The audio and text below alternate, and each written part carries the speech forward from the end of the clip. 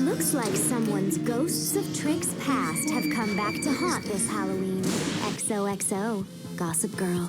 Hi guys, it's Lauren Daisy, and welcome back to my channel. Today we're going to be ranking all of the deaths in Pretty Little Liars.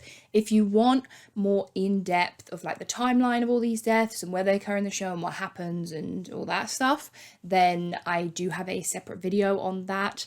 But today we're actually just going to be going through, we have 19 to talk about today, and I'm going to rank them from the ones that I think were the worst, so like the least impactful, least dramatic, the ones that I just thought were just a bit meh, up until the ones that I think were the absolute best. And in my previous video about the PLL deaths, I didn't include fake deaths, but today I will be, because I feel like a lot of them had a lot of impact, even if those people turned out to be alive, which is a common occurrence in Rosewood. But yeah, so I am going to be including those today. So yeah, let's just get into it. So at number 19, what I feel is the worst death in the show, I'm putting Shower Harvey. I'm sorry to this woman. I feel like her character was interesting when they first brought her in. Like the mystery of the fact that she'd gone missing on the same day that Allison disappeared and everything.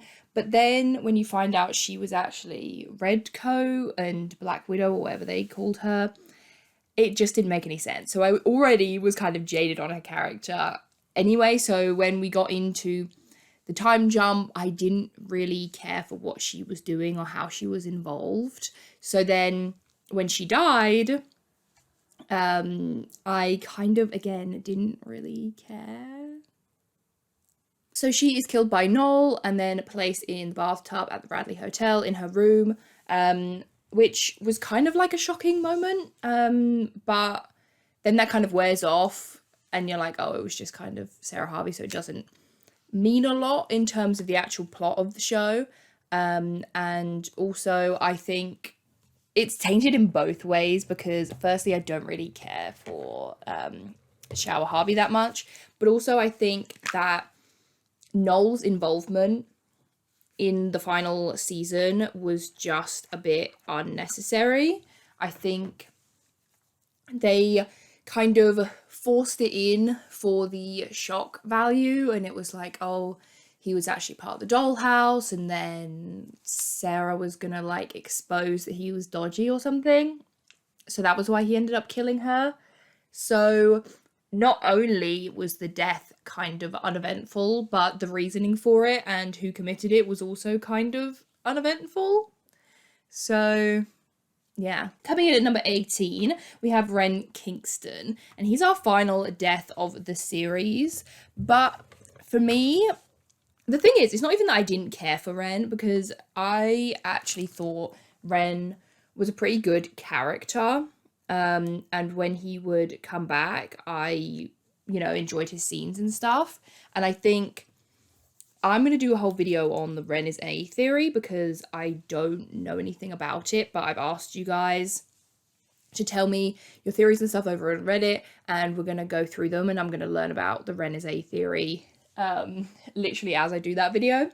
But I think using him for evil could have worked, but it felt like a bit of a cop-out the way that they did it, that he was with Alex. Alex ends up killing him because they're obviously dating, but he won't accept her as Spencer. He just wants her to be Alex, so she ends up killing him, which, to be honest, I thought for as big a character as Ren, I don't know, it just felt a bit mishandled. And the fact that his death was off screen and is literally just mentioned for a second, I thought was really weird, because he's a big character. I feel like, we got the Sarah Harvey death reveal and we got these other characters that were more minor, whereas Ren has literally been in it since season 1. And it's not that the actor wasn't available, because he's in that episode, he's in the flashbacks. So I don't really get it, and he's a huge character in the books, and yeah, his death just didn't feel that impactful because you don't even see it. So yeah, I think that was a bit mishandled. I definitely would have done it differently. And I don't know, turning him into a diamond was a bit of a slay though. I'll give her that. I'll give Alex Drake that. At number 17, have Marion Kavanaugh, who is Toby's mum, and she was killed by Bethany pushing her off the roof of the Radley. And this death pisses me off. This is, I know I didn't put it at the bottom. I didn't put it at the bottom because I felt like it still had like impact in the story, but I just think it was so lazy, like, and it creates so many plot holes, and this death just pissed me off so much because Toby so badly wanted to know what happened to his mum. Like, he so badly wanted to know. And yet, and that's the whole reason why he joins the A-team and all this stuff. And then for the reveal of it to just be Cece just like drops it in her like, you know, monologue, like when she's explaining everything, just felt so rushed. And the fact that Marion's death, it didn't include Toby at all. Like, we don't see his reaction to finding out how she died, and all that stuff was so emotional. And I thought Keegan Allen played it really well. And I would have really have liked to have seen, you know, Toby finally realize what happened to his mum. But yeah, I don't know. It just felt kind of lazy. And the fact that it was part of Charlotte's story, I didn't really like. I thought when they were trying to figure out what happened to her, if they found out, yeah, that somebody had pushed her, but there was more to it, or I don't know, it just felt like that was really going somewhere. And then they, in like season 3, I think it is, or the start of season 4, and then they literally just drop it. And then in the middle of season 6, they're like, oh, by the way, it was Bethany. And then as well, the fact that Lynden knew about it and Jessica like paid him to cover it up, then creates so many plot holes with Lynden and his age. Like, it just creates such a shit show for actually no reason, because it didn't have to be Lynden. Like, we know the Rosewood police are corrupt. Like, you could have just said that she paid another police officer, or she, I don't know, managed to, you know, because she has ties to Radley, managed to get them to say that it was suicide to the police. Like, you didn't have to throw Lynden in there and just confuse the whole timeline. It just makes no sense. They just throw Lynden in whenever they want to be like, oh yeah, the police didn't know about this because Lynden and whatever. But so much of the time it just makes no sense. At number 16, I have Shauna. Shauna? I never really know how to say that properly, but yeah, Shauna Fring. And she is killed by Arya in the theatre. I think it's the first episode of season 5. Or maybe it's the last episode of season 4. I can't remember. But yeah, and she is about to kill the liars. She's got a gun. She's about to kill Allison. So then Arya comes up behind her and knocks her out with a shotgun. And I don't know, like, the death is kind of dramatic, obviously, because it's Arya trying to save the girls' lives. But at the same time, I feel like Shauna was a good character. So, and they could have, like, done more with her than just kind of being like, oh, she's A, but she's not really A. Like, she just is happening to wear a black hoodie. I don't think she was ever A. And yeah, and then Arya just like kills her and that's it. And that all just felt a bit weird to me, especially because obviously she was in love with Jenna, and I feel like that could have gone somewhere else, like that whole plot line, and I don't know, it just felt weird. And also, we're going to talk about it, but what is with Pretty Little Liars killing off all of their black characters? Ivon, Shauna, Nate, Lynden, Maya.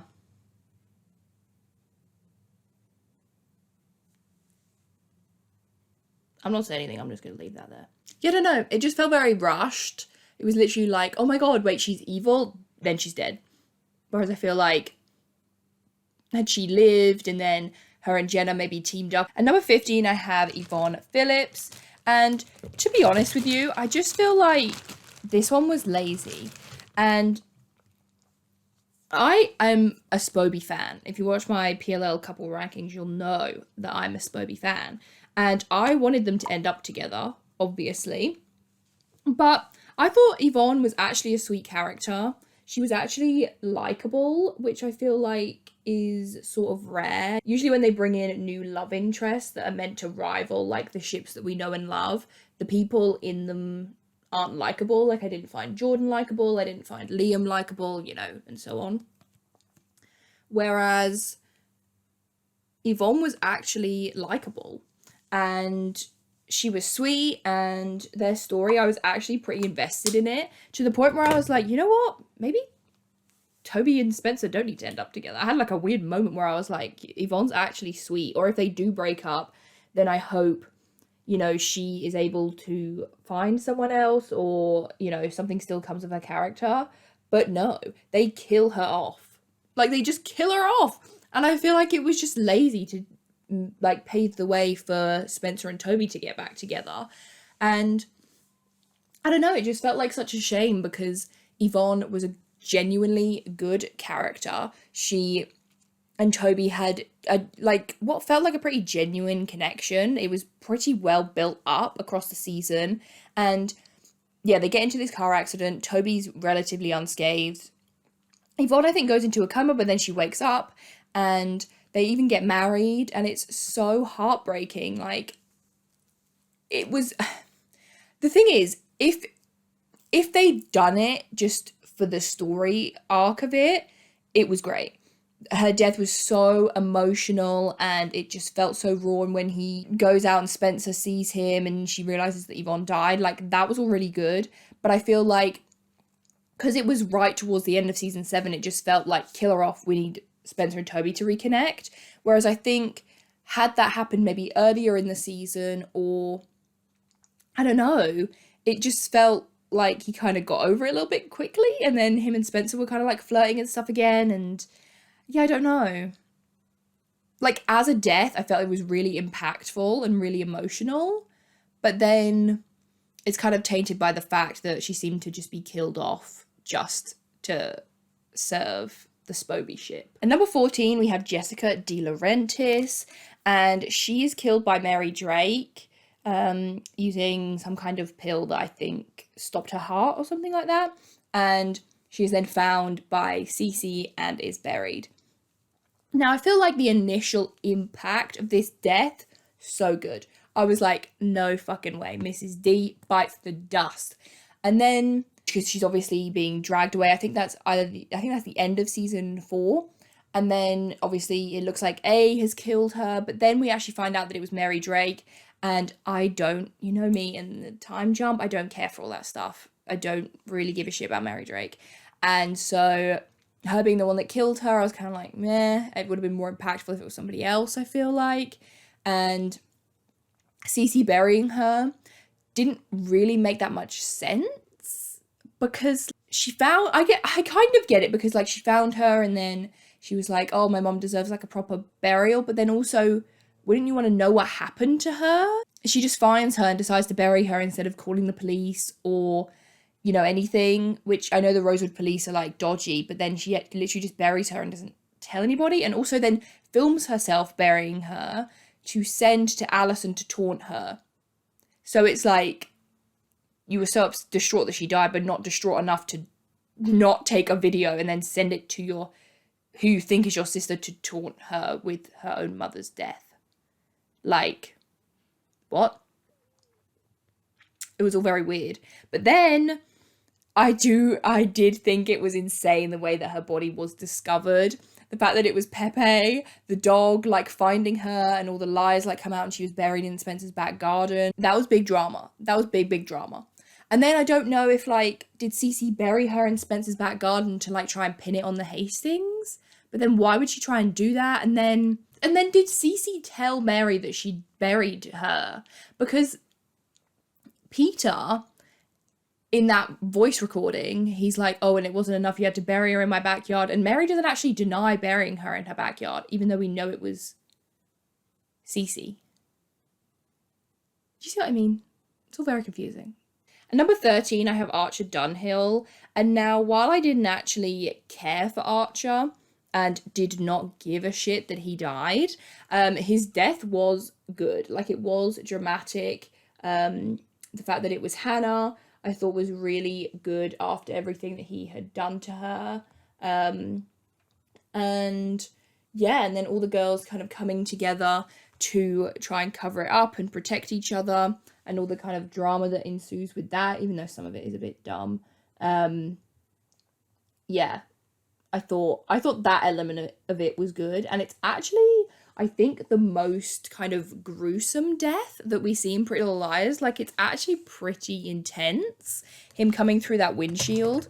So I was kind of like, okay, this is how we're doing it in season 7. And number 12, I have Lynden James. So this is in season 3, and Emily kills him with a stab wound to the stomach after finding out that he was the one who killed Maya.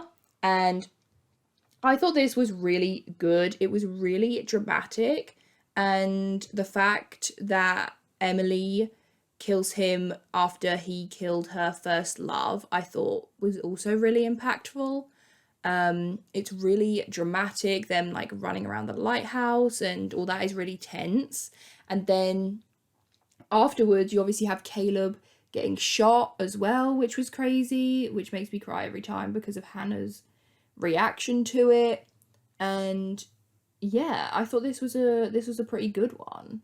I didn't like that Lynden was the one responsible for Maya's death, and I also didn't just like Maya's death in general, but that's less to do with his death and more to do with her, so we'll talk about that in a minute. At number 11, I have Garrett Reynolds, and I think the drama of his death was really, really good. We obviously had it on the Halloween train, and when Aria turns around in that box and it's Garrett's body in there with her, that was good shit. That was good shit. So I'll give them that. But in terms of like his character, I didn't really care for him that much. And I don't think we'd seen him for a little bit when his death happened.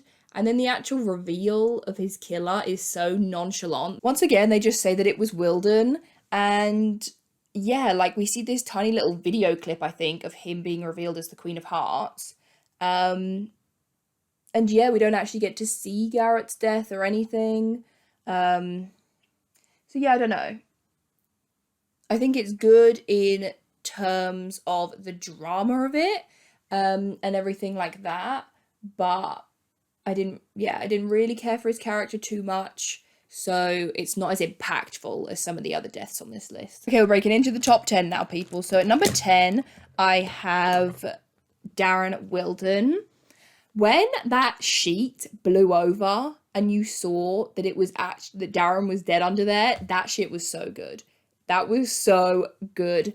Because we obviously had the girls lifting up the trunk at the end of season 3, I think it was.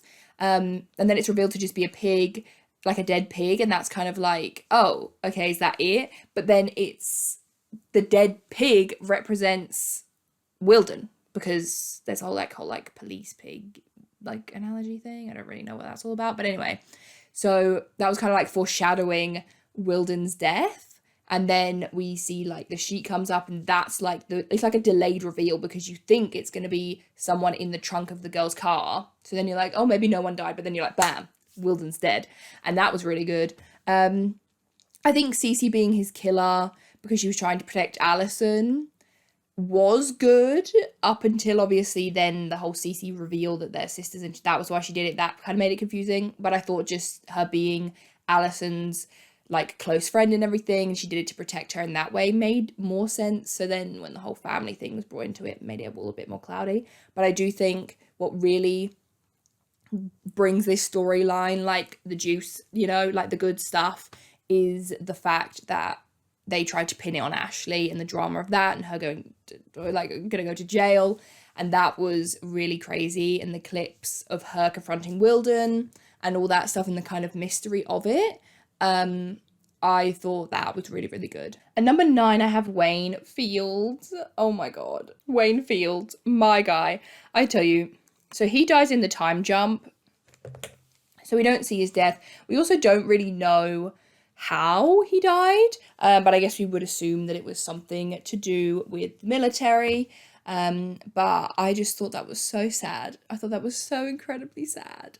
I loved him, and Emily deserved better. I feel like it was kind of inevitable. I would have liked if they would have kept him around, but I feel like as soon as they introduced that he was in the military in season 1, I was kind of waiting for it to happen. It was honestly so sad, and I feel like Emily didn't deserve that. That poor girl has been through so much. So much.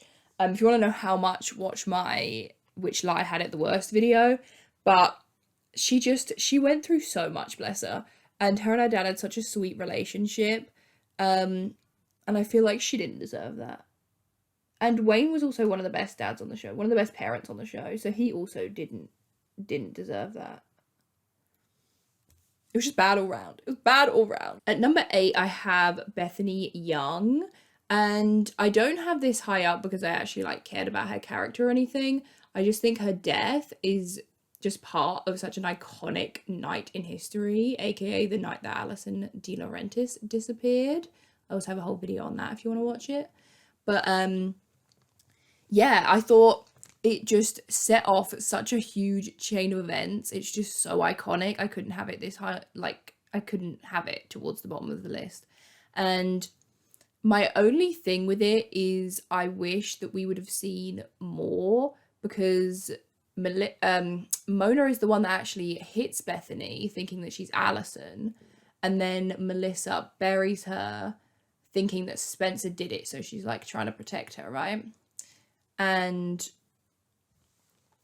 I think those reveals were really good, especially Melissa's. Melissa's reveal that she was the one that buried her was so good, and we actually got to see it in the flashbacks, whereas I feel like with Mona's, she just kind of mentions it again in that season 6 one where they're kind of trying to wrap everything up.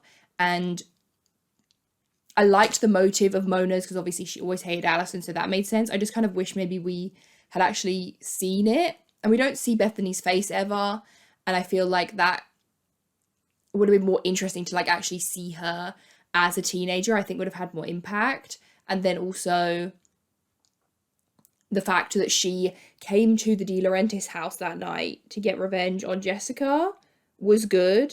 And yeah, I wish we would have just seen a bit more of all of that. I think would have made it more impactful when we actually, found out everyone's motives and who did what and why. At number 7, I have Noel Khan. Just because the utter ridiculousness of this death gets me every fucking time. It's ridiculous. So they're in the school for the blind, and I think, and Noel's coming out with this axe. God knows what he was going to do with it. But then Hannah hits him, so the axe falls out of his hand, and then Emily pushes him against the wall, and he falls onto the axe and decapitates himself. And it is just one of the most ridiculous TV deaths I've ever seen, which also makes it one of the most iconic TV deaths I've ever seen. It was just insane. It was just insane. But I think the reason it's not higher up on this list is because it was just a bit ridiculous. Like I said, I don't really care for Noel's involvement in the whole thing. Logistics-wise, it makes no sense. But the hilarity of it and the utter ridiculousness of it has put it higher up on this list for me. I wish I could go back and see this moment for the first time again. The way my jaw dropped. Iconic. So good. At number 6, I have Allison De Laurentiis. And obviously for the first 4 seasons of the show, we are led to believe that Allison died when she was buried alive. And we later find out that Cece hit her over the back of the head and Jessica did bury her alive, but she obviously survived. And I think this death is what kicks off the whole show, even though it's a fake death, but this is the one that kicks off the whole show. It is such an integral part of it throughout these first few seasons. And honestly, I feel like once we didn't have it anymore, the show kind of lost a bit of its spark. And I just think those first 3 to 5 seasons are just, that's the creme de la creme. That is just so good. And I think the mystery of who killed Allison De Laurentiis is a huge, huge part of that. Even though it turns out that she wasn't actually dead. Just trying to figure out what happened to her and the mystery of it and the clues and I think that was just so perfect, that it struggled to kind of find its footing again after that. At number 5, I have Charlotte Drake. So once Cece is released from the institute that she was staying at, I think it's called like, I think it begins with a H, I can't remember now. But yeah, once she is released from there, she is, you know, this reformed citizen and promising to be good. And she really has everyone kind of fooled and thinking, okay, has she changed? And then we get the reveal that she had died. And it's like, did she fall? Was she pushed? Did she jump from the bell tower? And I think the reveal that it was Mona was really, really good. I loved that. That is one of the things about season 7 that I did really enjoy, was seeing Mona again and Mona's arc, and them really delving into her character a bit more. And to know that she was up there with Charlotte and Charlotte revealed that she was still evil was really, really good. I loved it. I thought, yes, like she's still evil. Like, that's so good. That's so much better than, because I think that's what I wanted from Allison. I wanted what they gave to Cece. I wanted it to be like, has she changed? Is she a better person? No, she's still a hardcore bitch. And so getting that, even if it was through the Cece storyline, was really good. And she was obviously threatening Mona. Mona then threatens her back, and we get to see like that side of Mona, which I really liked. But then ultimately she does spare her. And then they start fighting, and Mona pushes her up against the wall, and the back of her neck hits like a metal rod, and it kills her instantly, because I think it like breaks her spine or something. And yeah, it was crazy. It was really, really good.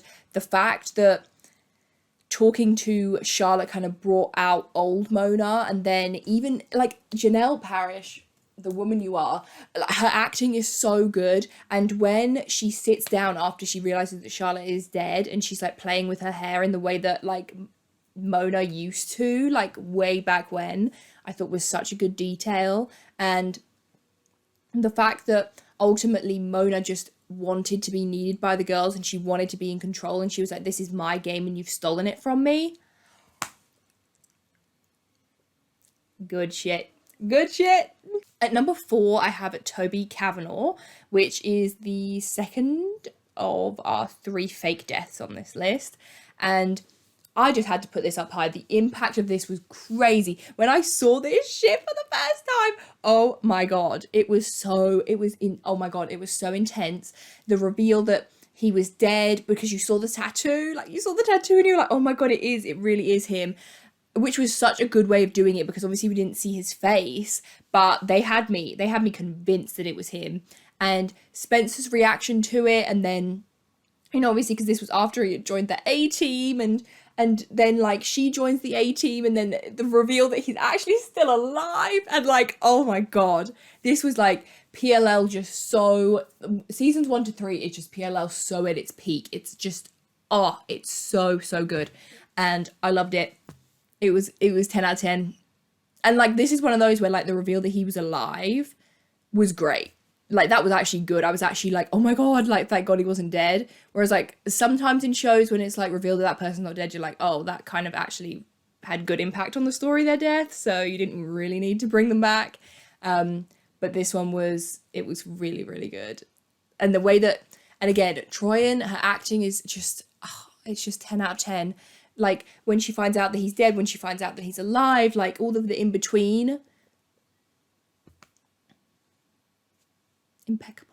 Number 3, we have Ian Thomas. And this death, I think, is so weird to say that death is nostalgic. But then this TV death is so nostalgic, because it's the season finale of season 1. I love season 1 with all of my heart. I think season 2 is probably my favourite season, but season 1, I do just have a soft spot for in my heart. It's so good. And Ian's death was just, like, after how evil he had been, and like the tussle between him and Spencer, where you're like, is he going to push Spencer off the bell tower? And obviously at this point in season 1, maybe they would kill off one of the main characters. When you get to, you know, like season 5 or 6 and things happen to people, like the 4 main liars, it's like, you know, Spencer's not going to die. And when A trapped her in her sauna, you know that, is it Aria and Emily or Aria and Spencer? I can't remember. Like, they aren't going to die when they get trapped in the freezer. Like, it's still intense, but you know, ultimately they're going to be fine. Whereas with this, I was kind of like, I don't know. Maybe they are going to kill off Spencer. Like, it was so dramatic and it was so good because of that. And then for like A to push him off of the bell tower was just 10 out of 10. And then to find out that that was actually Allison was a genuinely good reveal. Some of the other ones, like I said, Sarah Harvey, or, you know, when we found out that Alex Drake was actually like doing things, those reveals I sometimes don't care for. But this one, to find out in season 5 that that was actually Allison and it wasn't A, was such a good reveal. I loved it. It was like a good revenge moment for Allison because Ian had treated her so badly. And him like hanging in that bell tower was crazy. And then it doesn't stop there, because when the girls go back in to show the police Ian's body, he is gone. And you're like, is he still alive? Like, what is that? And then you do find out, no, he actually is dead. And that moment when Spencer and the liars are there and Melissa finds his body thinking that he was alive, and that bit is so emotional. And then the suicide note that Mona had left, because she like staged his body, but he actually was the one to pull the trigger, but then Mona, I think, found him or something and staged his body. And the fact that the suicide note confessing to the murder of Allison De Laurentiis was written out of Atex, like, it was so dramatic. It was so well thought out. So good. At number 2, I have Maya St. Germain. Baby Maya, I love you. I loved Maya. I loved her so much, okay? And the way that I cried when I watched the season 2 finale for the first time and saw that she had died, oh my God. And it's the music they play in the background, and it's Emily, you know, running over, and she's like, is something happened to my mum? But then she finds out it's actually Maya, and then all the girls around her as she's like crying, she's watching the body like come out. Like, that was crazy. It was so emotional. It was so dramatic. And that season 2 finale is just impeccable from start to finish. It is so good. And her death breaks my heart, and I will still cry. Like, if you catch me in an emotional moment and I'm watching that episode, I will still go, because it was just so good. And then you have like the lead up and all the emotion behind their relationship, you know, across these 2 seasons of Emily, you know, Maya helping Emily discover who she really is and making her feel comfortable. And then, you know, they kind of had their like on the rocks kind of moments, but then they said that they loved each other and she was Emily's first everything, you know. And it was just, it was so gut-wrenching when they revealed that she had died. And the reason that it's not a number 1 is because I just feel like they kind of fumbled the bag with it a little bit. I think having her return later in the season, or if they did want to keep her dead, having her death linked to A, I think would have been a lot better than the Lynden James story. I don't know. I just, in the moment, I was like, oh my God, this is crazy. Like, he's pretending to be her cousin, but he's actually her killer. Like, but then, you know, we kind of get hints, like they drop hints about Maya having a stalker, but it just didn't feel that impactful. And I think when they leave all these little breadcrumbs of like Emily seeing the website, and then Mona with the anagram of Maya knew, like, Miss Aria, you're a killer, not Ezra's wife. It's like, why include all of that for it to go nowhere?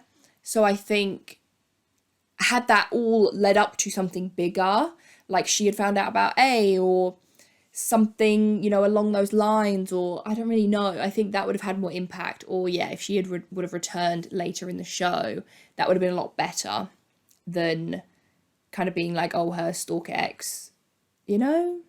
I don't know. So that's the only thing about Maya's death. But other than that, I think it is easily the most impactful real death on the show. And in the first place, which is kind of wild because it is a fake death, is Mona Vanderwall. The drama of this death, oh my God. Like, I remember I was when I watched this episode. It was crazy. Mona is declared dead by the police after they see the crime scene at her house and determine that with the amount of blood that was there was just no way that she would have survived it.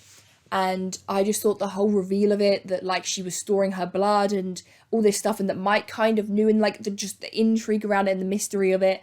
And I was oh my god, the way my jaw dropped when that boot opened and it was Mona in there, just lying in there, and it looked like she had fully died. It was so good. It was peak TV. And then when they were in the dollhouse, oh my god, when they were in the dollhouse and she pulls down that Allison mask and it was Mona, I mean, they just don't make TV like that anymore. It was so good. So good. So yeah, I feel like it's maybe a little bit of a cop-out having a fake death at the top of a list of ranking deaths. So you can kind of put Maya and Mona up there together. But that is my ranking of the Pretty Little Liars deaths. Let me know which ones you thought were the most dramatic, most impactful, which ones didn't you like, which ones did you like. And I'm also going to be making this video for Desperate Housewives, which I'm really excited about, so stay tuned for that. And yeah, I will see you guys in my next video. Bye!